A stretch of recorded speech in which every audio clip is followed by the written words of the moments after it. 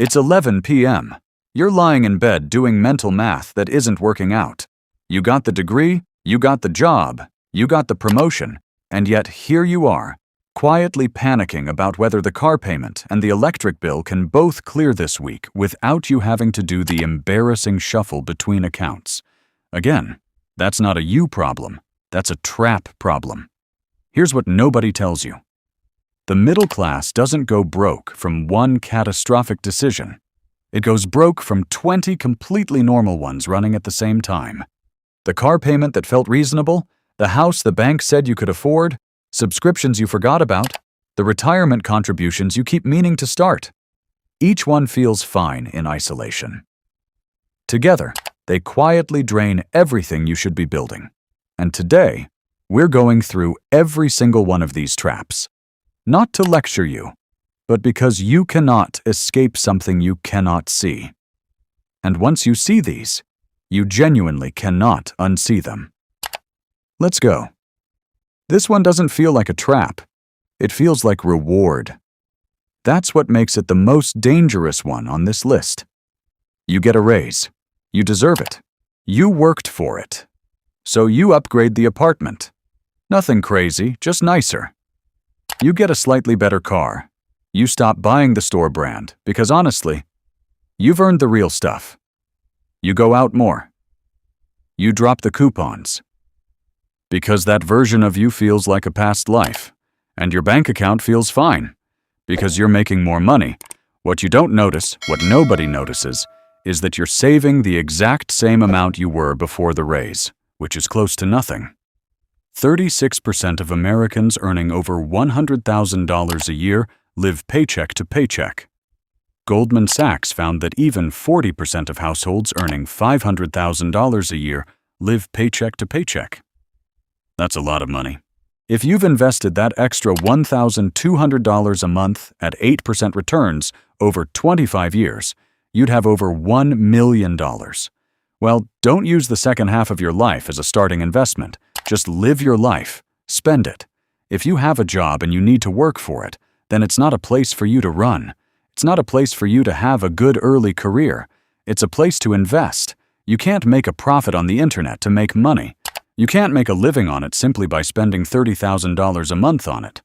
However, there are other ways to make money on it. There is the income. To get a good income, I would save a half of it and save the remaining half of it before you get used to it. The other half to save is to live your life. But the first half is the difference between building wealth and being busy. I want you to picture the most aggressively average suburban street in America. Nice neighborhood, decent houses, and parked in every driveway a truck that has never once gone off-road, financed over 7 years that the owner is going to trade in the moment they feel like something newer. The average new car payment right now is $772 a month.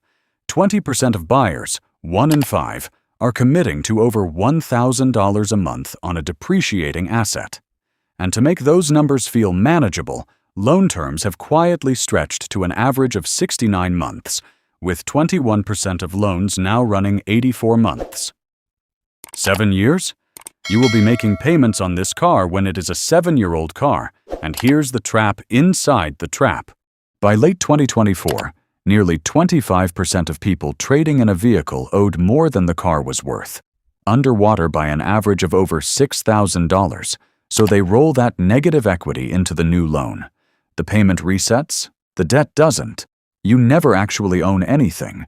You're just perpetually renting metal at terrible interest rates, and the dealership loves you for it. Someone who always has a car payment versus someone who buys a reliable used car and invests the difference at 10% returns ends up with close to $800,000 less over 30 years. Not from bad investments, just from the payment. The truck in the driveway that's never seen mud is not a personality. It's a payment plan, and it is eating your retirement. Total U.S. credit card debt. Buying. Here's why this works so perfectly on human psychology. Research from the University of Warwick found that when the minimum payment was simply removed from credit card statements, People spontaneously paid 70% more. The number printed on the statement acts as a ceiling your brain treats as the floor. You see $60 your brain registers, task complete, and the bank collects interest on the remaining balance for the next 2 decades. The credit card company didn't design that minimum payment to help you get out of debt.